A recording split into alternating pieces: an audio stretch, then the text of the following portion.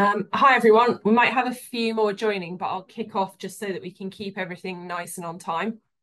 So for those of you who don't know me, my name's Jessica Williams. I'm the policy lead here at the IUCN Peatland programme, and I'm going to be hosting today's webinar. I'll briefly start with the housekeeping part. There's a chat box for general discussion during the presentations, but can I ask that all of the questions for our speakers be added to the Q&A box and not the chat box so that we can streamline it a bit? We'll hear first from each of our speaker groups. I'll provide a brief introduction before each presentation. At the end of the talks, I'll then chair a Q&A session.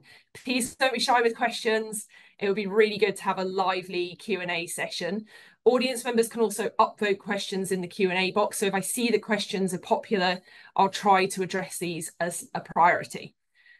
So with that, I'd like to extend a warm welcome to everybody joining us today, whether you're a veteran of IUCN Peatland programme webinars, or if this is the first time you've joined us. I'd also like to welcome and thank all of our speakers today for taking the time to prepare and present what I hope will lead to some engaging discussions and for sharing their forest to bog restoration journeys. And finally, thank you to all of the contributors to our forest to bog restoration booklet. We hope this is an insightful and useful reference publication. So I joined in November 2023, and Forest to Bog Restoration was the first publication that I contributed to. I really enjoyed reading all of the case studies. They came from across a broad range of geographical areas with a variety of drivers and motivations for the work, and there were some great personal insights from those who contributed. I'm excited to present our speakers today and facilitate what I hope will be a really interesting, lively Q&A afterwards. Plantation forestry covers almost a fifth of the UK's peatlands, and it presents a significant problem for the functionality of our peatlands. It alters the habitat considerably through the loss of the specially adapted plant and animal communities, and forest to bog restoration seeks to reverse these losses. It's been ongoing on some of the sites showcased in the Forest to Bog Restoration publication for almost 2 decades, whilst others are more recent undertakings.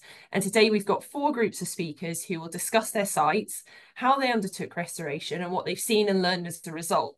So without further ado, I'm going to hand over to our first speakers, who are Tim Cockerill, Peatland Restoration Forester at Forestry and Land Scotland, and Ian McKee, Project Manager for Technical Advice from Peatland Action. And they're going to explore 2 sites in Scotland, Benmore and Dalchork Forest.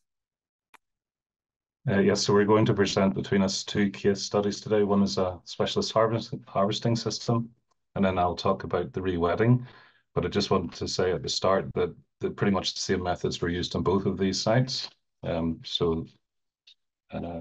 I will proceed to tell you a little bit about Forestry and Land Scotland's involvement with peatland restoration. So the first Forest to Bog site was first attempted in 2001. There's been small amounts up until 2014, but the programme really kicked off after that when a major scale of restoration was funded by Peatland Action, administered by NatureScot and funded by the Scottish Government. And since 2014, we've restored or set on the path to recovery 75 to 80 forest to bog sites have been rewetted, and that's totaling at least 5,000 hectares. So I will hand over to Tim now. Okay, good afternoon, everybody. I hope you can hear me okay. Right, a little bit of my background. I've been working in forestry for 30 years, the last 7 of which has been involved in peatland restoration. I did sort of conventional harvesting before that, a lot of which was on peatland. So I am well versed in the problems of trying to get trees off peat bogs. Just quickly, I mean, I'm sure you all know this. I mean, the challenges of harvesting trees on deep peat, wetness of the soil, soft ground, small trees.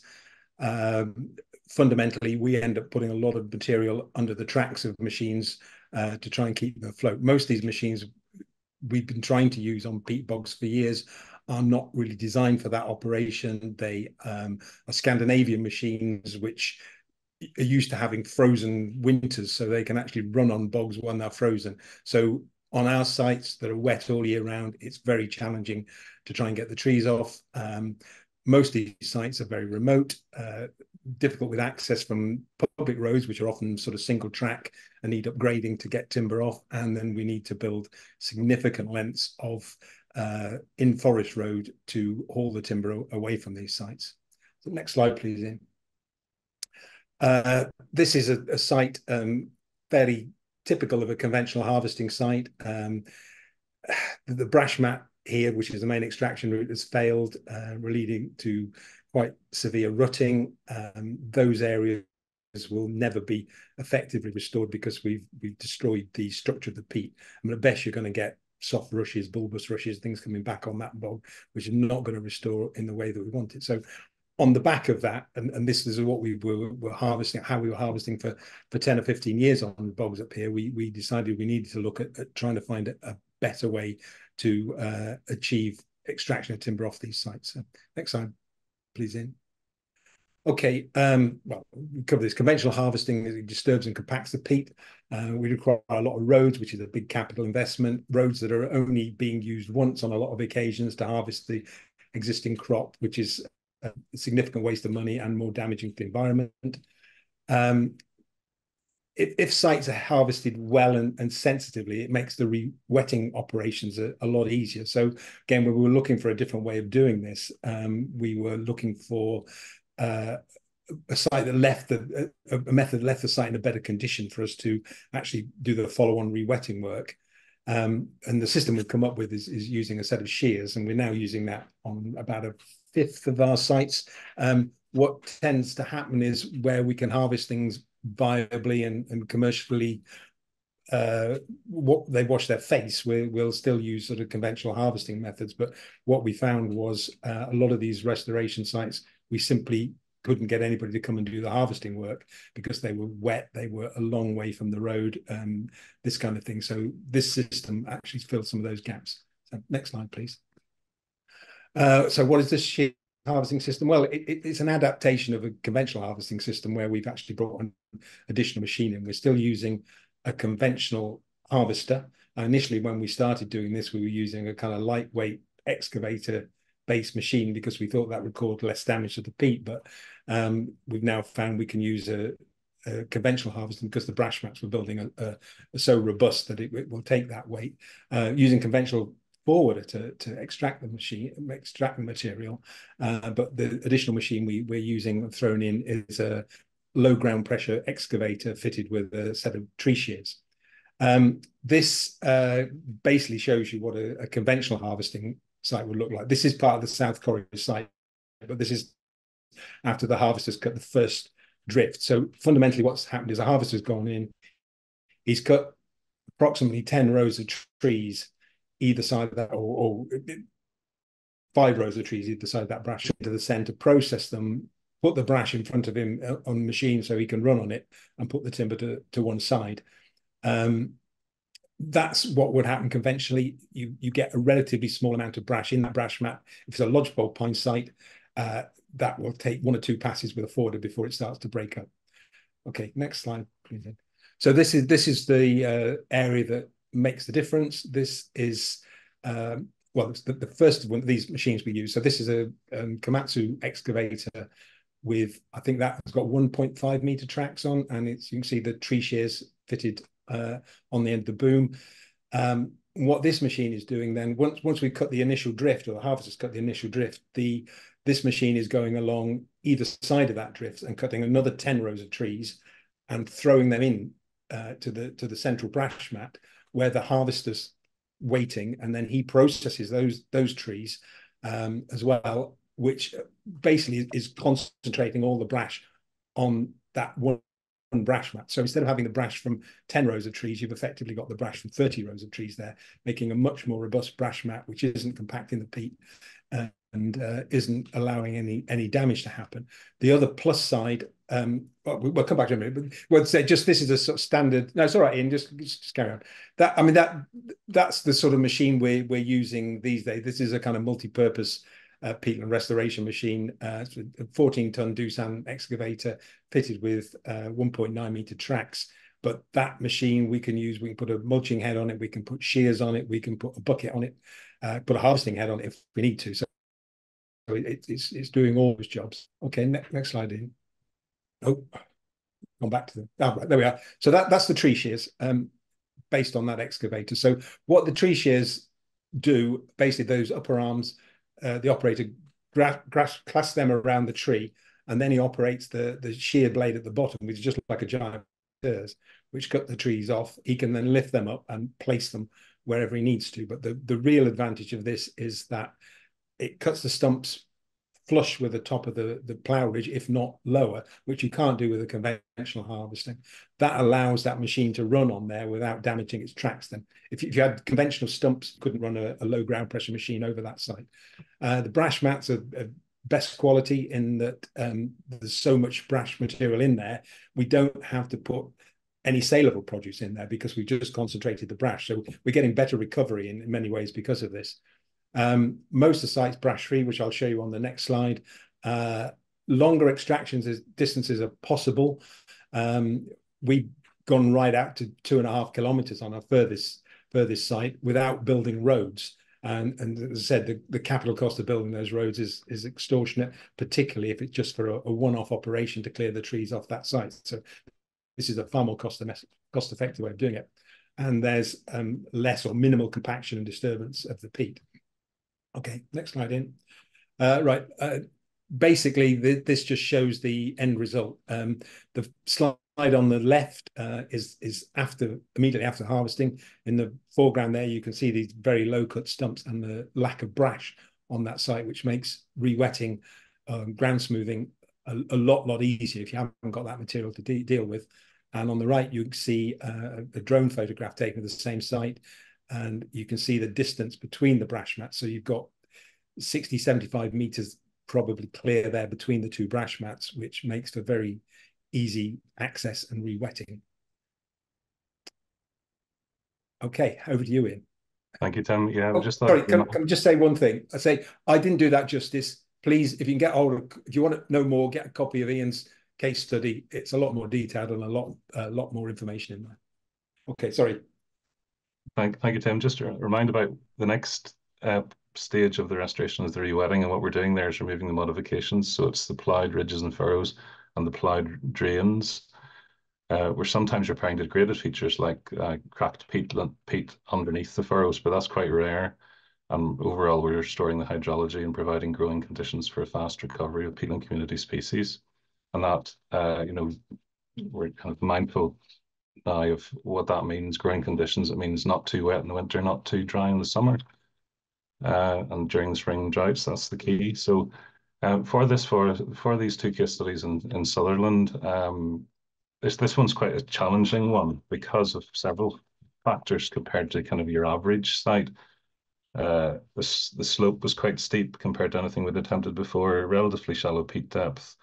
The tree species were lodgepole pine with deeper root balls than Sitka spruce root plates. And of course, the literature and previous expert opinion that I've sought has suggested that peatlands can only be restored up to about 5 degrees of slope, but this is kind of proving otherwise, this case study. So there's the photograph. The trees along the middle band, mid distance, are the trees on top of the slope that we're restoring. The rest of it has been restored in that photograph in different phases as well, 2 other phases too. So what is stump flipping and ground smoothing is basically taking the excavator bucket and peeling back a Sitka spruce root plate back onto the furrow behind and pressing it down into the furrow and smoothing out the ridge into the furrow as well. With lodgepole pine, slightly differently because of the root ball penetrating deeper into the peat, and it's more like plucking the root stump out and putting it back in. But that kind of is the basic approach, which is used in a lot of sites, and it's officially rewet, probably 95% of sites of forest to bog.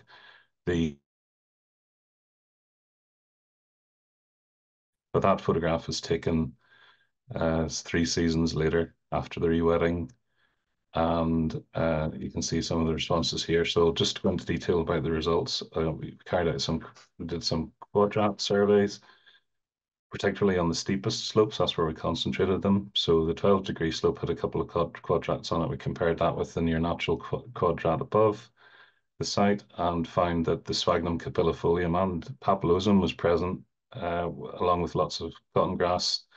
And if you're familiar with your Doman scales, Doman classes, it was only one below what the near natural example. So that was a great recovery after only 3 seasons. There are relatively low amounts of negative indicators, soft rush, polytrichum, bulbous rush that Tim mentioned on some of the site, but we think that's particularly the polytrichum will be invaded by sphagnums. That's common to see in other sites as well. So the upshot is that there's kind of elements of both wet heath and blanket bog, both priority habitats, and quite a pleasing result. There's a photograph of one of the quadrats. I shall show that's a photograph taken last Tuesday. So there's a blending of texture and colors between the site and on the slope and above and below. So we're quite pleased with the result of that. But conclusions from that site and other sites is really, our minds are focused on the hydrological conditions and the behavior during the spring and summer droughts, because that's when the site will succeed or not, really. The rest of the year it's kind of wet enough to sustain itself. So that good health during those events is crucial for sustaining the peatland habitat and the carbon flux. We think that the responsive vegetation, the quicker the better. In theory, open pools and surface water evaporates water more quickly, so we don't want that to happen and suppress the water table and then create conditions that are unfavorable for the recovery of the vegetation, plus maybe higher risk of fires and severity of fire damage as well. So we've incorporated working methods into the workflow of the operators base, allowing the operators to, we've developed a set of restoration principles, and these are intended to provide a framework to drive consistency, best practice, efficiency, and effectiveness. And used in conjunction with specifications, it encourages designers to choose the best methods and empowers operators to improve their workflows for a better outcome. So yeah, if operators are quite mindful of these things. So if they've got a choice of 2 different ways to do something, they think about what the impacts are and what the objectives are, and then choose the best one. So developing the methods further, this is a site, it's quite an unusual site, but this was re-wetted within the last month, and I took that photograph on Thursday last week, where because the trees had been felled several years beforehand, the recovery of positive indicators, desirable species, was quite good, which is unusual in most forest to bog sites. Usually you get heather, lots of heather, which will dry out the peat in the meantime, but this had quite good levels of sphagnum and cotton grass, so the operator was able to push down some of the stumps, move some of the turfs around, and then stump flip only the larger of the stumps. And you can see with the bare peat that very few stumps needed to be flipped there.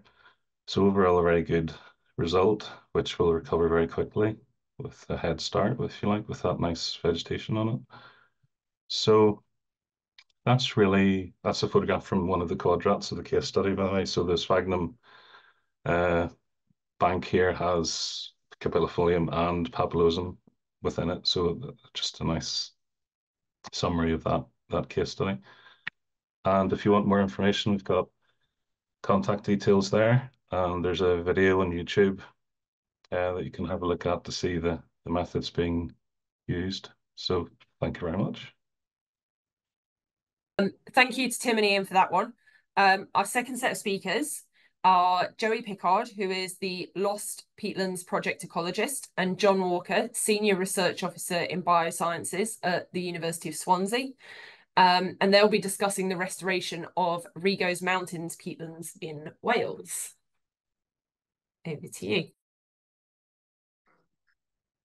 Thank you. Yeah, I will share my screen. Hi, everybody. I'm Joey. I'm going to be starting off, and then I will hand over to John for the second half of this. Hopefully, you can all see the correct screen now. So we'd be talking about peatland restoration in the Rhigos Mountains, which we're aware that perhaps some people don't know where they are. So this is where they are, just towards the south of Wales. They're the southernmost mountain range in Wales, and as such we deal with kind of a bioclimatic envelope and a set of climatic conditions which are maybe underrepresented in the ground, a kind of forest to bog scale. So there are 3 interrelated peatland restoration projects happening in the Rhigos Mountains at the moment. So that's the Penicummoid Habitat Management Plan Area, the Lost Peatlands Project, and the Swansea University Forester Bog Research Project. So the Penicummoid Wind Farm, which means the Heads of the Valleys Wind Farm, is a 25-year habitat management plan with 1,500 hectares of habitat management works that came through as part of the planning consent. Lost Peatlands is a Heritage Lottery funded project which started in 2019. It had a 1-year development phase and we're coming to an end in March 2025. And the Swansea University Forester Bog Research Project is funded by Vattenfall. And all of the sites are working together on the same sites. And this presentation is going to cover more of the origins, structures, and kind of co-benefits from a partnership delivery arrangement, rather than go into a huge amount of detail on our restoration delivery or specific activities. But I will cover a small amount of those in a moment. So this is the overall project area that we're working on. Within this map, you can see the wind farm habitat management plan area in purple. We've got 9 lost peatland sites within a similar area. So our large upland peatland restoration sites are the HRAs, habitat restoration areas, in orange, and then we have some associated community sites. The majority of the forested bog restoration activities that are happening in the South Wales valleys currently are happening within the PYC habitat management plan area or on lost peatland sites. So much of the Rhigos Mountains at the moment was historically covered in blanket bog, but it was sold by landowners in the 50s and 60s to the Welsh Government and now forms part of the Welsh Government woodland estate. So as part of the consent process for the construction of the wind farm, Vattenfall committed to a 25-year fund to restore all of the deep peat within the habitat management plan area. That consent was granted in 2012 and the wind farm became operational in 2017.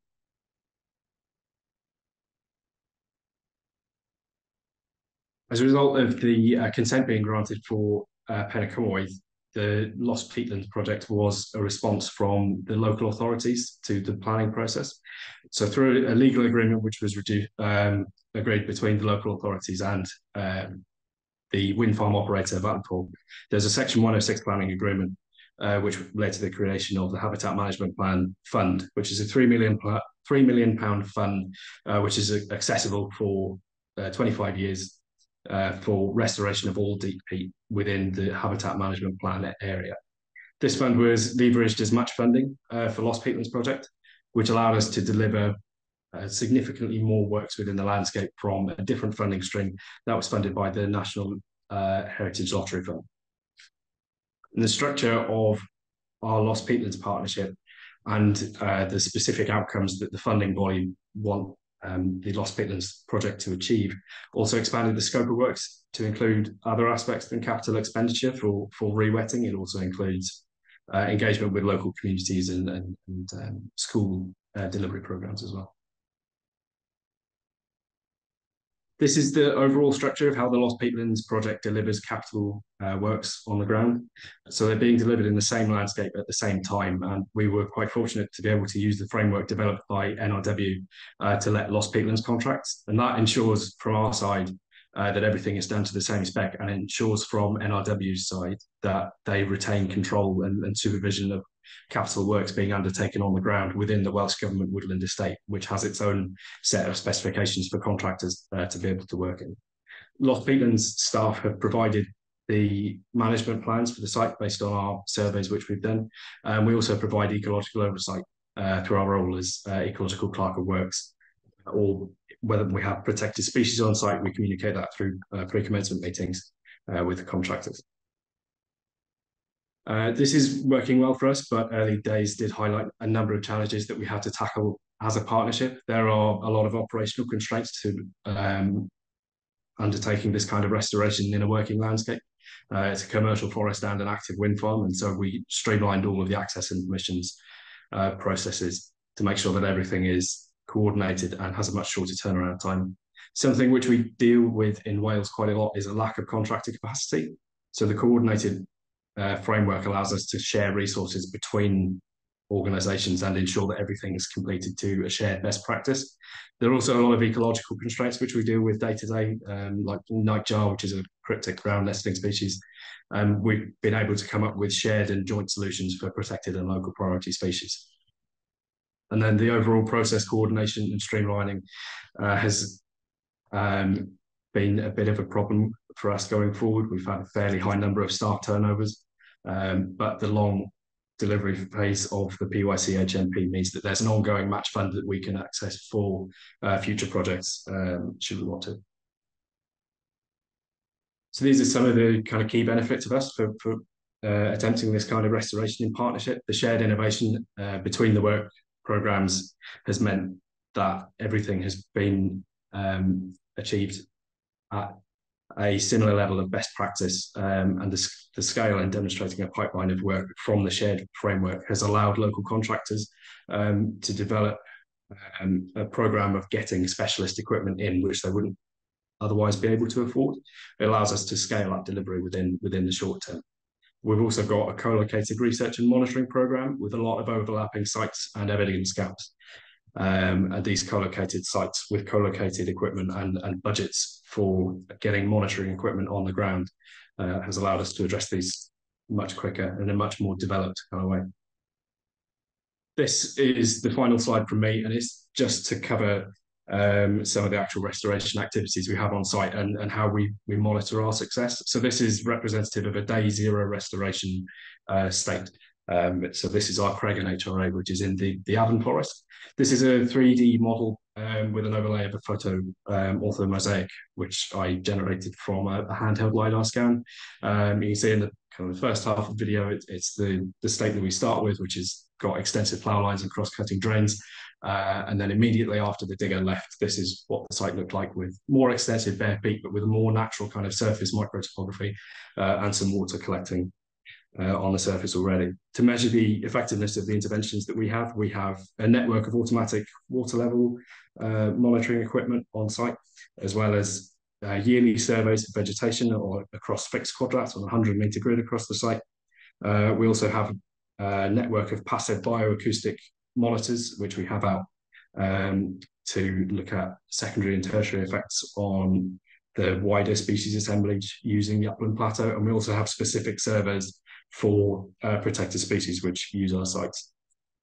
And across all of those work programmes, we've seen good signs from all of our results, with increased resilience in the water table and an overall increase in the quality of the surface vegetation and an increase in the number of protected species and just a wider species assemblage using the sites as well. So at this point, I'll hand over to John. Thanks, Joey. Yeah, I'm just going to pick up on the join up evidence that is across these three projects that span the Rhigos Mountains. We've heard about the Forest to Bog Research Project at Swansea University, funded by Vattenfall. It's a research project that focuses on the hydrological functioning of forested peatlands and that trajectory from mature plantation through to the restoration and recovery trajectory. And also Sitka spruce regeneration on sites as well. We've got a PhD studentship as part of that project, but as I say, we are focusing on hydrology within that project. Next. The Lost Peatlands project, Joey's given us a flavour of some of the monitoring elements within it, but we've got a PhD student, Joey, my co-presenter. He's doing a PhD at Swansea University. His focus is on the carbon implications of forest to bog restoration, looking at greenhouse gas emissions and fluvial carbon export, but also carbon stocks as well. So a focus on carbon. Yeah. And then also within the wider Penicammoid habitat management plan, there's going to be a really broad monitoring program across the Rhigos Mountains. Yeah, Joey. But together, these have been co-designed and co-delivered. So the research sites are shared between the two research projects, the two PhD studies, and then across the mountains, the PYC habitat management plan monitoring will pick up kind of the wider impacts of the transition from mature forestry through to restoration and then the recovery. So it really, I think we've done the best we can do in terms of joining up the available resources that we've got for the Rhigos Mountains to deliver kind of evidence. Okay, Joey. And that's really important. It's really important we combine resource to deliver as much understanding as we can about the techniques and the impact that the works are having. Particularly in South Wales, there's been quite a lot of forested peatland research up in northern Scotland, but in South Wales, this slide picks up work done by Joe Clark at the University of Reading, published in 2010, where essentially Joe and colleagues assess the vulnerability of blanket peat to climate change, assessing the distribution of the bioclimatic envelopes associated with peat-forming vegetation communities. And they split the mainland Great Britain into peatland regions. They did a whole series of bioclimatic modelling and then ranked these regions in terms of their vulnerability to climate change. And hopefully you can see there that the Brecon Beacons in South Wales came up quite high in terms of its vulnerability to climate change, which means that, you know, it really is important that we start getting some data and some evidence from these particular peatlands. Okay, Joey. That work's actually quite out of date. It's based on 2002 climate change scenarios. I'm not aware that it has been updated, but it's due to be updated and probably should be. It's also really important that we collaborate and share resources, because forested peatlands aren't all the same. This is a photograph of a forested peatland, but clearly, you know, the impact of the forestry will depend on the depth of the peat that is planted on, the slope, the wetness, the species of tree that's planted, and also the preparation of the ground preparation works that were undertaken. And so all forested peatland mature plantation isn't the same. We need to understand that when we're looking at the evidence base we've got. Yeah, Joey? Next slide. And then the forestry operations. This is ongoing restoration works on the Rhigos Mountains. You can see the felled trees in the foreground. This will be a restoration site at some point, but as you can see, the forestry operations clearly mean that there's quite a lot of variability across that felled site and that future restoration site in terms of the impact and then potential recovery. Really variable site. Yes, Joey? These are felled but not restored yet, and just to illustrate the fact that on the left you've got a site where there's been quite good brash management. The brash is kind of well contained and it's quite a clean site, but on the right it's kind of well, I would describe as a messier site. But again, you know, in terms of the sites that are inherited by restoration teams, can be really, really variable. Also the quality of the restoration works as well. Yes, Joey? And this is a photograph of a site being restored currently, but this was used to kind of illustrate the fact that the timing of the felling operations, but also the restoration works, in terms of, say, when the seed abundance and dispersion onto these restoration sites is also going to be important. So the felling works and the restoration will be variable according to the timing. Yes, Joey? All of which affect the impact of the restoration works. And these are two newly restored sites down the Rhigos Mountains. These are dependent on all of the factors that I've just mentioned, plus also the quality of the restoration works as well. So it's a really, really variable landscape, but also operations landscape as well. And we have to kind of pool our resources to be able to get reliable and robust evidence across that really variable landscape. Joey? So what we've done specifically with the research projects is we've set up a network of focal research sites. We focused on deep peat sites. In conversation with NRW, we talked about the fact that there's forestry on shallow peat or deep peat, but it was decided that deep peat was the priority. We've got reference sites in terms of no trees, and we're not expecting any changes on those sites. We've got reference mature plantation sites, and against those two reference sites, we can compare the impact of the restoration works and then the recovery trajectories. We've got two restoration sites that we've got detailed instrumentation on for carbon, for biodiversity, and for subsurface hydrological changes. But on one of those, we've got a shallower and a deeper kind of area of peat to try and pick up those differences. And this season, we're going to set up additional research on a felled and only hydrologically restored site, so without the stump flipping as a kind of control site, and then a felled site that's unrestored. and that will be kind of our control site going forwards, because the mature forestry isn't kind of the long-term reference site that's valuable to this particular study. But again, you know, what we're focusing on is sites that are restored immediately after felling. That's just one kind of state. Lots of the sites aren't restored immediately. They're restored 1, 2, 3 many years after felling. And we're only going to get evidence for a few years sort of post-felling, because that's with the resources we've got available. Okay, Joey. In terms of added value, from the university perspective, we managed to score additional resources that are available to universities. So we've managed to fund 50% of the PhD studentship on the Vattenfall project. We've secured additional resource to buy ground penetrating radar enabled drones. You know, these are cutting geophysical science techniques. I had a research fellowship that brought knowledge exchange and my time to develop and write proposals for Earth observational monitoring solutions towards this site. We've been able to bring a brand new greenhouse gas analyzer to Joey's PhD and to evidence on these mountains. Extensive collaborations right across the projects up on the Rhigos, for example, with Aberystwyth and their ground penetrating radar expertise, but also private expertise and innovation from local consultants, geophysical specialists and hydrology specialists that have led to new collaborative initiatives as well upon those mountains as well. So we're going from strength to strength. Okay, Joey. In terms of the evidence benefits that partnership working, that collaborative working has delivered, we've really benefited from the permissions process that was set up within the Lost Peatlands project.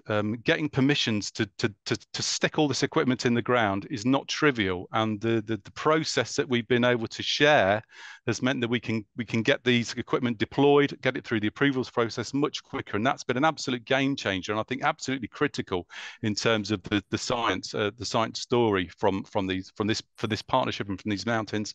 But essentially, you know, what we've been able to deliver is bigger, better, more joined up and more impactful science. The photograph shows Laura, the PhD student on the Vattenfall funded project, doing ground penetrating radar surveys. We haven't actually managed to fly the drone yet. It's been raining since last July in South Wales. One more, Joey. And finally, from me, just the overall benefits of partnership work and across the Rhigos Mountains from those 3 projects and more widely. Kind of the details are on the left-hand side, but essentially, you know, through partnership working and collaboration, you know, it's not without its tensions, it's not without its problems, but the more it does provide more funds, more staff time, more resources, and we just get to deliver more evidence, more restoration work, more engagement. You know, it's definitely worth the work. One more, Joey. Thanks a lot. Thank you, Joey and John. So on to our third speakers. Diane Foster, Catchment Project Manager, and Kerry Morris, Catchment Liaison Officer from Northern Ireland Water, are going to present the Tully Churry Forest to Bog Restoration Project in Northern Ireland. Okay, so good afternoon, everybody. Myself and my colleague Kerry are going to give you a quick run through the lessons we learned at 2 sites really that we worked at, mainly on one called Tully Churry, and the other is a little bit about some information about our Loch Braden reservoir, where we did some follow-on work based on the findings at Tully Churry. As I'm talking, just before I forget, there's a website on related to this, www.sourcetotap.eu, and there's a detailed technical report and case study on there, if that's of interest to people to look in more detail later. So just to say a little bit about the background of the site, Tully Churry Forester Bog Restoration was carried out as part of the Source to Tap project. This project was part of an EU-funded, EU Interreg 5A programme-funded piece of work, and the project ran from 2017 to 22. I was project manager for the project, and we carried out this particular peatland pilot during 2020 and 21. So please forgive me if I can't answer any questions and answers off the top of my head, but I'll get back if needs be. So we carried out a series of pilots within this project, and one of them was this Peatlands for Water pilot. And we did this because one of the issues we have as a water company is that we quite often on our sites, we have a lot of forest planted on peatland. We would have issues with high colour coming from dissolved organic materials for the fluctuating water tables on these forested sites. And this causes us challenges during the drinking water treatment process. So we were keen to trial new techniques, and we were lucky enough within this project to be offered the Tullycherry site by Forest Service, who are part of a government department called DERA. So this allowed us to trial these new techniques at this particular site. So just to show you there's Tullycherry Forest after it was felled. It's located just on the Northern Ireland border. You can see that loch in the background there, Loch of Waddy, and that is where the border runs through. It's adjacent to an internationally designated area called Pedigo Plateau. It's over right in the west of Northern Ireland. You can see with the little red square box there.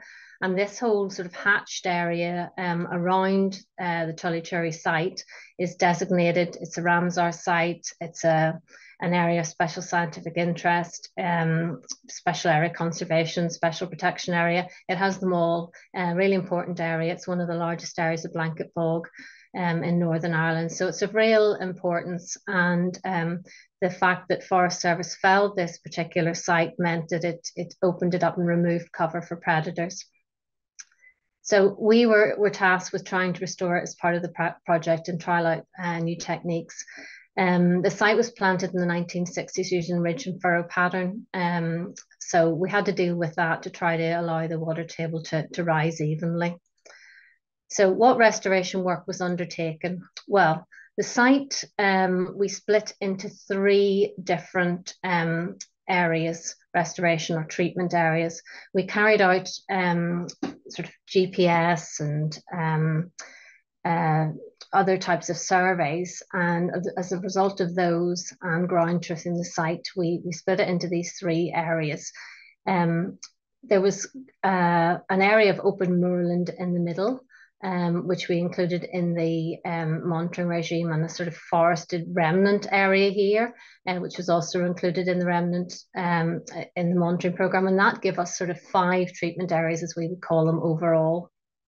So there is a general drain blocking area, which is in green, and we installed peat dams here in every drain and brash mat as well at about every 30 centimetre drop or every 12 metres. If it was any steeper than that, it was about every 8 metres.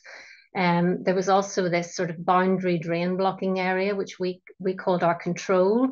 And the idea on this site was to do the limited amount of any restoration, because when Forest Service typically would have left these sites, they would probably just have, dependent on the individual sites, but maybe more than likely that they'd have blocked the exit drain. So this is what we were trying to replicate here. And then a cell bonding intensive area in the middle, intensive restoration area. And this area was less than a 3-degree slope, and it was deep peat, more than 1 metre. So we felt it was suitable to trial the cell bonding area. And this is what we did here. So just to say, this open moorland area here, I suppose, is kind of representative of where you just have any drains and the water will just drain away. The boundary drain blocking areas where we just, it was 5 hectares in size, and we took a minimal approach here. We blocked 3 drains with peat dams, and we also, our digger man got a little bit enthusiastic and he built a 531 metre cell bond wall, which also then ended up blocking 15 brash mats and 2 drains. So we ended up doing a bit more than we'd originally planned there. Our sort of general restoration area, this drain blocking area here, we put these, as I say, we put these peat dams in at these intervals. and there was about 9.67 hectares here, and we installed about 237 peat dams. Interestingly enough, when we had done the original sort of GPS type surveys, drone surveys and stuff, we kind of thought there was more drains than there actually were when we ended up going in to ground truth. The work in this area was completed within 2 weeks, using 2 diggers who worked together. And then the cell bunded area, the restoration here was done from round about late October to early January. And this was our novel technique, if you like, putting in these cell bunds. And we had a 6-hectare area here, and we installed 145 cells. So I don't know if people are aware, I'm sure you are, these are just low water type peat walls. They're placed in grids to stop the water escaping. And we, on average, our diggermen, with 2 diggermen working across the site, they would have installed about 16 cells per week, just depending. It varied a little bit per area to area across this bit of the site, because just depended on the ground conditions. Some places it was slower than others. Our operators were experienced in sort of working under forestry conditions. But what happened was they dug a trench, taking care to avoid the roots, the tree roots, and all the brash. It was dug down to about 60 to 70 centimetres deep. They then dug a Borough pit from nearby, and got nice, fresh, oxidised, saturated peat, and created a low bund wall with it. So it's just important to avoid all of the tree stumps and the brash, etc., in your cell bund wall, so it's nice and watertight and doesn't have any leaks in the future. Also important not to dig too deep, to go down to mineral layers, because that would give an opportunity for water to escape from the bottom of the cells. So just quickly to say, we did do some monitoring at the site. This, as I say, we were part of a 5-year project, and we only had 1 year post restoration to do any monitoring. We were a bit unlucky with all of this, because after the site was felled, it was March 2020, and we didn't get back out onto the site then until the summertime in terms of planning and stuff. So COVID did create a bit of an issue with this, but we went on as best we could. So we had the 5 treatment areas, as I say, and we put 4 2-metre dip wells into each treatment area. And we took monthly water level, colour and true colour readings at each of these. And we also had, in each of the treatment areas, we had an hourly water level logger. And then we had a rain gauge installed as well, where we collected hourly rainfall data. We did do a bit of drone photography and stuff as well. But we only had 1 winter summer season at the pilot site after we had finished the restoration work. So all we could really show was the data immediately post restoration, and unfortunately we didn't have any funding from elsewhere to continue after the project finished, although the monitoring kit's still in place. So I still hope that maybe somebody else will come along and look at this in another few years to see what's changed. So lessons learned. So interestingly, whenever John there was just talking about one of their sites in Wales, we inherited this site. It was felled by Forest Service, and it had a lot of brash left on the site. It was poor quality trees, and a lot of debris was left. So it meant that it was a bit challenging in places. It's hard to even walk over the site. But I suppose one of the lessons learned, and the work that Carrie's now taking on at another site, is requesting that there's as much brash removed during the felling project as possible. One of the other lessons learned when we first started this, is the first time we'd done this work and the first time our contractors had done it. And they started using a bucket that was about 18 inches, and the bunds didn't hold very well, so then they had to change that to a 42-inch bucket. So it was, useful to trial these sort of things, but that was a bit of learning we had very early on. And I guess one of the things that sort of leads on from that is when we first started building our cell bunds, we had a forest track which ran alongside part of the cell bunded area, down past the general restoration and down to that lock that I showed you earlier on. So we started in this area, we started working and putting in the cell bunds. This was the area that we had to change the bucket size on. But we also noted quite shortly after that we could see bits of gravel in our cell bund wall. So we had to then take some peat from the other side of this forest track and build the wall, the cell bund wall, up a bit further using it. And I think probably there was bits of gravel from this, you know, from the building of this road that we then sort of unearthed. Shouldn't help. A little while later, I think, I'm trying to remember now, I think it was the sort of the following summer, we noticed that the area was quite dry in this area. The cell bunds didn't seem to be holding the water terribly well.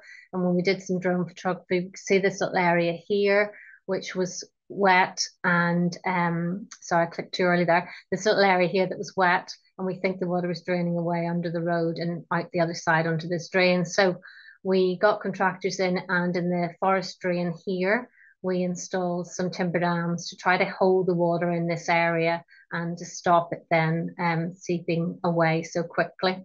So our learning from all of this was, don't install your cells right up close to your forest track. Put a buffer, you know, leave a bit of a buffer area, because you just run into issues around what could be happening here in terms of drainage that you can't see. So that was a bit of learning for us on that as well. One of the other things that we found was once we'd built the cells, they filled up very quickly with water, and in places they started to overtop. Now we couldn't get back in at that point with the diggers because it was too wet, so we had to go back on foot. This particular site of this bund wall here with the sweet branches marking it, the water has eroded the cell wall there quite quickly, so we had to just put in pipes just by hand. Really, the contractors put in some by hand just to try to let the water get away into the next cell. Carrie's going to talk a wee bit more about that when she talks about the Loch Braven site. So it's just really important to get that construction right at the start. We were very much learning on this pilot, but you could be putting overflow pipes in the beginning to alleviate or to mitigate against this. In terms of monitoring post-restoration, we sunk 20 dip wells across the site. So that was the 5 different treatment areas and 4 dip wells in each of them. But our colleagues at Swansea University who were doing the analysis of the data and collecting the data, they felt that this provided too few data points over just the one sampling season, and they would recommend that this number of sites of sampling dip wells was doubled in future. So you would have 8 per treatment area, and this would hopefully give a better spatial resolution. So just another point that we learnt from what we did. We took the opportunity to trial some sphagnum seeding at the site as well. We had a little bit of money that we were able to add on after the construction had finished. And we were able to get a consultancy in to do this for us. And they used one of these soft tracks machines just to go off into this open area here to collect the sphagnum and associated species, and brought it back over the brash mat and mixed it up with water and mulch, and using long hoses then sprayed it across this area here and along here, sort of 1 hectare area. Now this was done in February 21, and the photograph you can see here on the right shows what it looked like in December 23. And you will see that there's more sort of millennia type species here growing than there are in other parts of the site. So we feel it did have a positive benefit in terms of recolonization there, but it was expensive to do it, and we just wouldn't have had the funds within the project to do it everywhere. So you know, it's a good thing to do, but also it would need to be done at the time, obviously, of creating these cells, because access to them would be difficult. So you'd be wanting to do it as you were moving back from the cells. So just to finish off then, before I hand across to Kerry, this is just showing you some aerial shots of what Talchork looked like December 23. The area on the left is part of the cell bunded site, so you can see, you know, the plant species are returning well. It's been so wet, there's a lot of big pools of water there, but I expect some of those will drain down a bit in the spring. You can see this road area is much better as well. You can see it's colonizing nicely, and you can see that the water is holding better in the cell, so that piece of remedial work did seem to work. So I'll just hand on to Kerry now.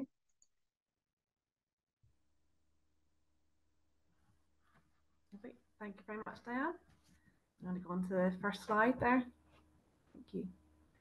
So learning from the previous work we completed at Talchork, Northern Ireland Water extended their restoration work into an area of previously forested land immediately around Loch Braden, which serves as an impounding reservoir. We own all of the direct catchment, which is mostly leased to Northern Ireland Forest Service and predominantly planted in Sitka spruce. Using the knowledge gained through Source to Tap in 2021, we installed a mixture of peat dams and cell bunds in the area directly around the loch. So the cell bunds were installed in the area outlined in orange in that top image. And as you can see from the LiDAR image below, the area is relatively flat. It's below a 3-degree slope. So it's ideally suited to the bunding. We want to go on to the next slide there, Diane. Sorry, I'm not keeping up with you. Okay. So the cell bund walls were installed by our engineering contractor following the Source to Tap methods. And the solid peat walls were constructed in a grid pattern. This image was taken around 3 months after the restoration, and you can see that the pools began to fill quite quickly. On to the next one, Diane. And the next image, we have the bunded area a year following restoration, and as you can see, they've got a reasonably good re-establishment of sphagnum and other species in it. Next slide, please. So in 2023, we were able to negotiate the return of an additional parcel of land from Forest Service, which we plan to further restore. While we were completing the surveys with our hydrologist, it was clear that some of the original bunds that were installed in 2021 would require some remedial work due to erosion and overtopping. So this remedial work will likely involve the manual installation of either weirs or pipes into the bund walls. So we plan on splitting this area into 3 zones to help determine how beneficial these remedial measures may be. So in zone 1, at the top of the blue image there, we will only install these remedial works into walls where erosion has already occurred. In zone 2, we are going to install every bund wall with a pipe or a weir. And in zone 3, we're going to leave that as our control zone. So we plan on completing this work in spring 2025, and we'll happily keep you informed of any outcomes to see if this remedial work improves the system at Loch Braden. Thank you very much. Thanks, Kerry.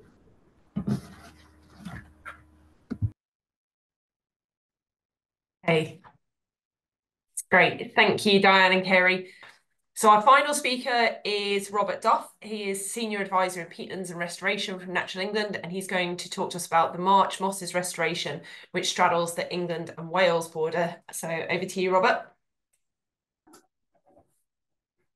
Okay, so the Marches, sorry, I'm going to talk about the Marches mosses, a lowland case study.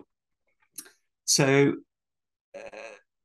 the Marches mosses refers to Fens, Wixall, Bettisfield and Cadney mosses and Wen mosses.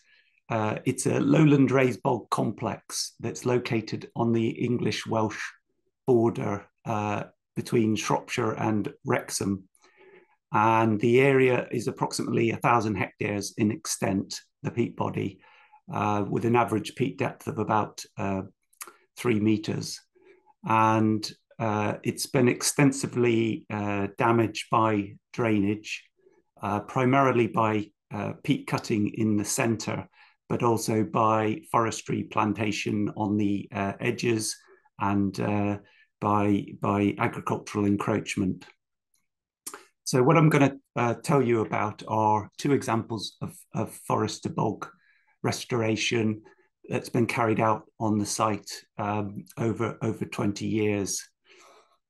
Bit more background. The site is a special area of conservation, site of special scientific interest, and 3/4 of the site is now owned and managed by Natural England, and on the Welsh side by Natural Resources Wales, and is managed as a National Nature Reserve.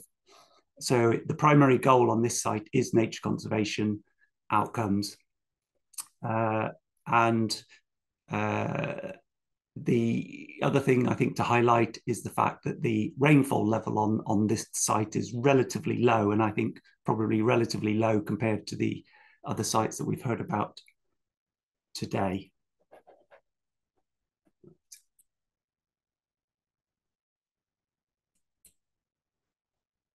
Right, so the first example to cover is the removal of Bettesfield moss. Trees off of Bettesfield moss, which took place in 2000 and 2002. This area was, it wasn't specifically planted up, it colonized by regeneration after the landowner of the site stopped burning the area, routinely burning the area, which he did until about the mid-1970s. And after then, it became sort of self-seeded with pine and birch. So by the early 2000s, when it was acquired by both Natural England and Natural Resources Wales, the area was covered by about 15-meter high pine trees and birch. So it was cleared using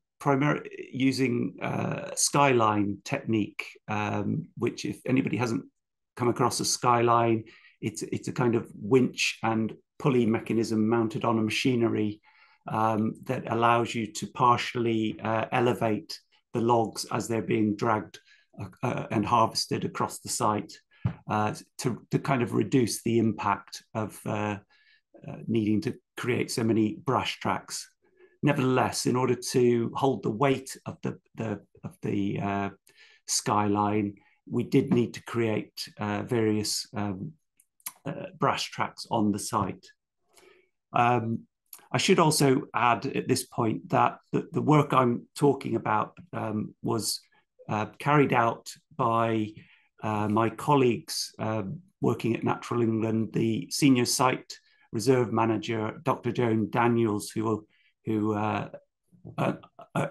planned and oversaw this particular work, and also the latter project I'm going to tell you about, plus the current site manager, Peter Bowyer.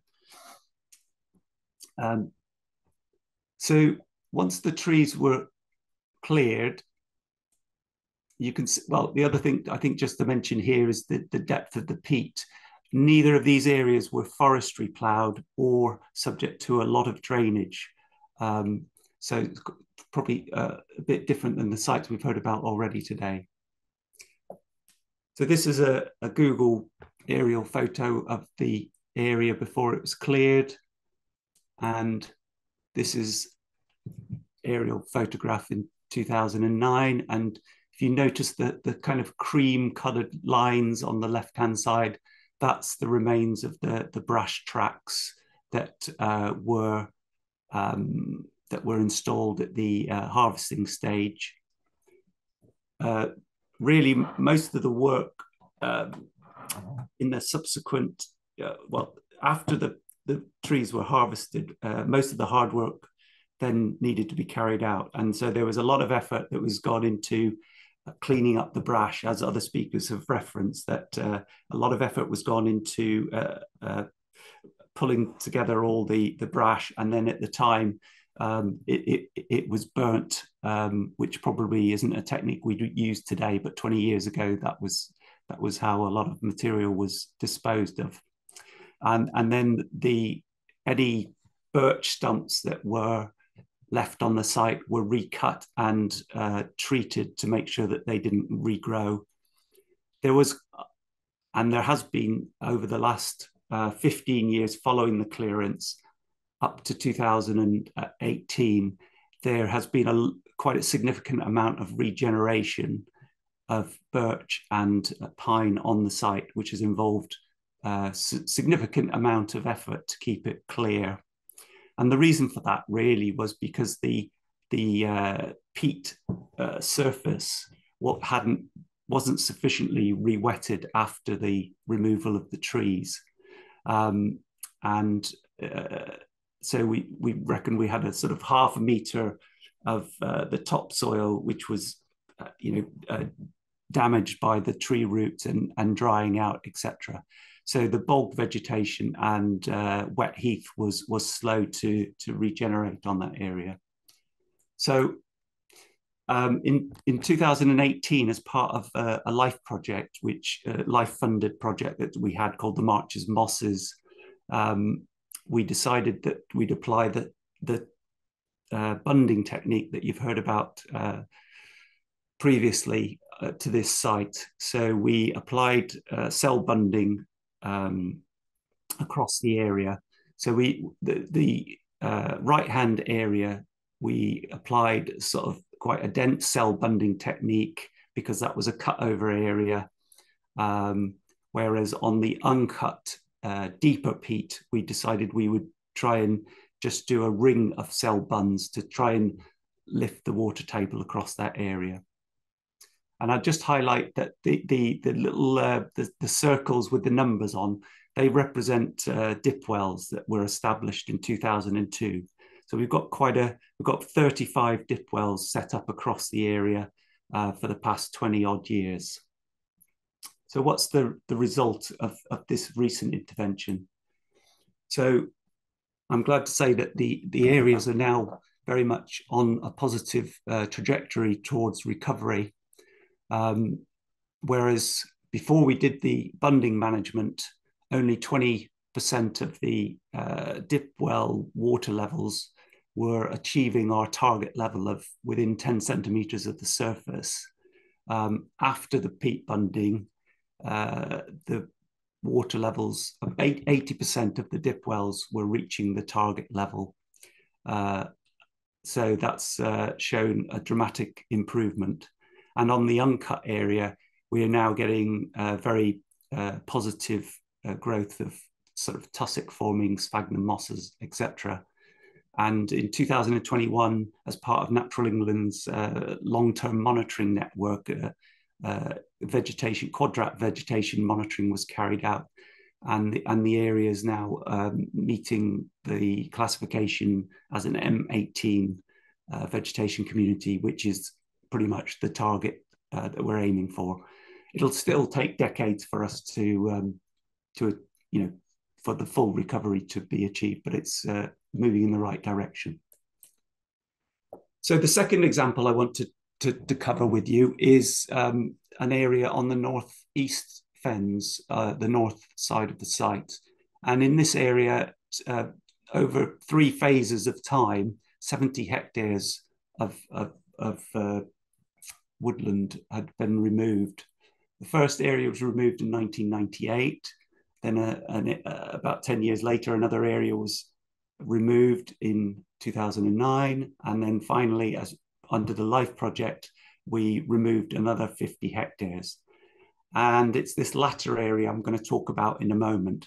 But before I do, I just want to highlight the 2 blue round symbols on the picture there.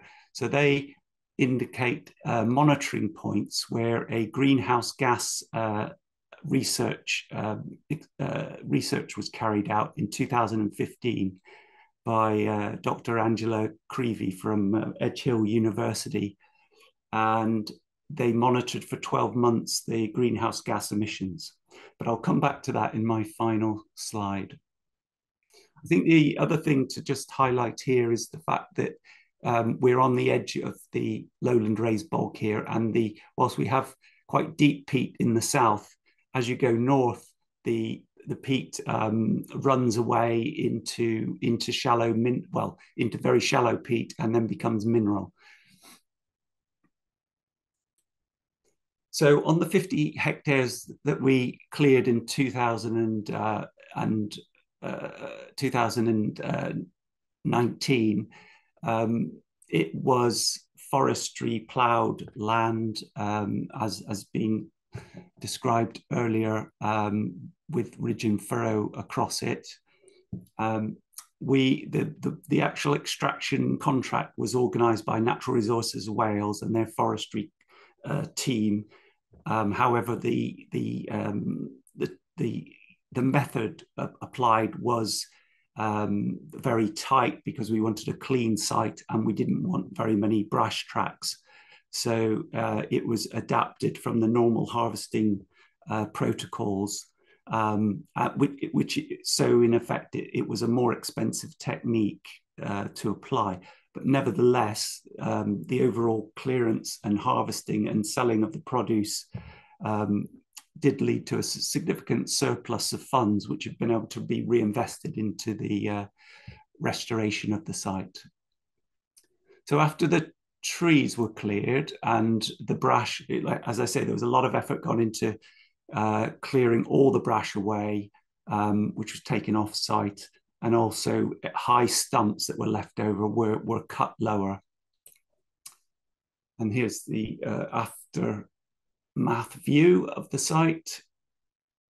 So with this site, we were then scratching our heads how to re-wet it, and we had a choice of. We did consider the ground smoothing and stump flipping technique, but we were unsure at the time whether it would be appropriate for a shallow peat areas that we were dealing with, because we'd had no experience of it. So we decided to use the bunding technique. And a year after harvesting, we let a contract to cell bund the area. So these are 30 by 30 meter peat bund cells across the site. In order to install the bunds, the operators, before they could carry out the bunding technique, they had to remove the root platelets along the lines, and they were then pressed into the peat where they could. And that then allowed them to get to the fresh peat to create the bunds. And as you can see, the bunding, this is the winter after the bunding was carried out, and as on the previous example shown, it was very effective at holding the water. About 3 or 4 hectares of the area was also used to trial planting of micropropagated sphagnum hummocks provided by, Beda hummocks. And so that just to trial the technique, as we had some leftover from other areas that we were using these plugs on. So this is a picture of the area about 2 or 3 weeks ago, a recent picture. Obviously, we've had a lot of rain and it's incredibly wet. And what's encouraging is that there's a good cover of sphagnum cuspidatum and cotton grasses now developing, although there are, on the higher lumps, there is still some areas of bracken occurring. So again, overall, it's working pretty well and on a positive trajectory. So just on my final slide, I just want to highlight this study that was carried out by Angela Creevy and colleagues, which is now in a published paper based on the research they did at North East Fens. And essentially, they, over a 12-month period with closed chambers, they monitored the carbon exchange on a uncut area of peat, on the open moss, which had never been afforested. They compared it with an area that had been forested and then cleared 6 years ago. And then they looked at an older clearance site that had been cleared 17 years previously. And what they were able to show was that you can get your carbon sink function back on damaged peat after about 10 years. And in fact, the longest restored area was the best sink and outperforming the more pristine area left on the site. What they did highlight was that vegetation cover was very important, and having a sphagnum cover was quite key to getting that function back. So yeah, final message there is, forest to bog restoration does work and is worthwhile. Thank you.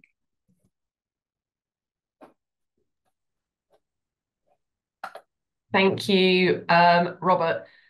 Thank you again to all of our speakers for their excellent presentations. It was a really great cross-section from across the 4 UK nations. I'm going to swiftly move on to the questions, as I'm aware that we did say we'd wrap up around 3:30. So thank you to speakers for answering questions in the Q&A. If I can just ask that the speakers put their cameras back on so we can all see you. I've prioritised a couple of the questions as sort of highest voting ones. So thank you everybody for voting for the questions as well. So Barry has asked, he did put this in during Joey and John's talk, but I think it might equally apply to all of the speakers. The effects of siltation on freshwater pearl mussel have been found on some forestry projects up to 30 kilometres of site from sites. What methods are used in assessing impacts, designing impact avoidance and mitigation measures, and post-project monitoring, and what period of post-work monitoring would be used? If anyone wants to take that one. Could kick off it. Tim could describe the on-site mitigations, but I could describe the forestry search. So I've monitored 4 of the forest to bog sites in Scotland of FLSs and found, well, the interim results are that all the measurables, including DOC and POC, are being below they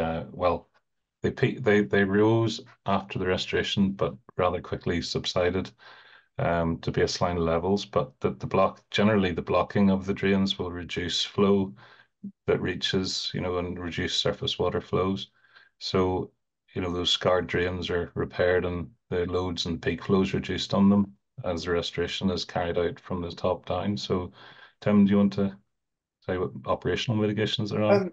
Yeah, I mean, we've got freshwater pearl mussel guidance that we use that was agreed with NatureScot on all harvesting sites, and yeah, I mean that basically does involve mitigation measures like putting dams in drains that are leading into watercourses, and particularly avoiding damage and rutting on the site by constructing brash mats that are of sufficient quality to prevent that. So, I mean, certainly with the shears harvesting, we talked about, we go way above and beyond even the guidance, I think, in terms of log bridges and things that we're putting in. So we're working in very sensitive catchments. The River Rhigos catchment, it's an SAC at Benmore. The Dalchork site is the River Tirry. Both have freshwater pearl mussels in there. Both are monitored very closely by fisheries interest. And to date, I mean, certainly the specialist harvesting gives a much better result than conventional harvesting. And the rewetting, we're leaving sufficient buffers. And as Ian said, the fact that we're blocking drains is actually cutting down siltation rather than increasing it. Excellent. Thanks, Tim. And thanks, Ian. Ed asked to all speakers, I think someone has answered some of this, but I think it was relevant across the board and people might be quite interested in this question because it'd get quite a few upvotes. Cell bonding appears to leave a lot of standing water with subsequent methane implications. Does anyone have any experience of the longer term trajectory of these sites? So that's probably quite relevant to all of our speakers, but I don't know if you want to sort of go in turns of answering it or if someone wants to give an answer to that one that's looked into that already. I could not. Well, we had a site that a lowland raised bog site where, yes, the edges of it were reckoned to have too much water lateral flow, so it couldn't be stump flat ground smooth to that's the normal practice default that will cover most sites. But the bunds since 2017, the bunds were too big to begin with, so they're quite high, so they oxidized and subsided, and but today they look rather good. But at the moment, well, it caused a peat slide. That was number one lesson captured. But I also suggest that the subsidence and the oxidization of the bund itself would have produced very, very high carbon emissions. And in fact, it didn't revegetate for a long time. It's now only now that it's kind of revegetating properly, as the top of the bund is now near the water source, the water table. So yeah, it was quite sobering. Thanks, Ian. It's probably a relatively quick one again for you, Ian, and Tim. Glenn has asked if he said that the slide said that restoration on steep slopes can be done if specialist machinery is used. He's just asked if you can confirm that that is the tree shears or whether there's something else. It's the rewetting as well. The stump flipping ground smoothing machine is exactly the same machine that does the shears. It's the same base tracks, so that reduces the compaction and disturbance to the vegetation and the peat. So we think that's important for the hydrological function. So the porosity of the peat, if it's compacted, it'll store less water. So in droughts, it's more vulnerable to drying out, producing unfavorable conditions for the sphagnum. And in the winter, it takes less water to waterlog, so you're going to have more surface water pooling, which again is not going to be conducive to a lot of the sphagnum and a lot of the blanket bug target habitat community species. So yeah, I think it's important. Yeah, just reiterate, I mean, the tree shears do play a role in that. I mean, the fact you've got the stumps cut flush with the ground means that if you are doing stump flipping on that site, you haven't got that length of stump that was protruding above the ground to deal with. So you're literally just turning the root plate over. So it is quite important to use the shears are advantageous in that situation as well. Brilliant, thank you for that one. And then finally, question from Stephen, I think it's relevant to all speakers again. Are there any considerations given to reptiles when rewetting sites in post-tree removal? The sites once felled and left for 2 to 3 years without any restoration intervention can become very good habitat for reptiles, and any advice on how to protect reptiles whilst undertaking restoration work on these old felled sites? I don't know who wants to take that one, but it's probably, again, broadly relevant. I think I could answer, Jess. Chris Catherine has produced some guidance. I can't remember the name of the actual organization that he's done that for. But we follow that guidance, and in fact have a training session coming up soon for folk in Scotland. But yes, so there's a number of mitigations and survey approaches depending on the site and the likelihood of adders or whatever reptiles it is that are on the site. So yes, there is a kind of a protocol to follow. Yeah, I'll have to add to that. Don't leave them 2 years. Go straight in and restore the site straight away. You avoid that habitat developing then. So it's yeah. Brilliant. Okay, that's kind of brought us very neatly to time. So thank you for everyone for asking questions and for everyone who being very efficient in answering the questions in the question box there. So we've got through all of them. So brilliant. We'll wrap the session up. Thank you once again to all of our speakers and attendees. We will be sending an email round of the recording, so you will be able to watch that. But please do give all our speakers a virtual round of applause. I can see a few hands going there clapping. So thank you very much, everyone.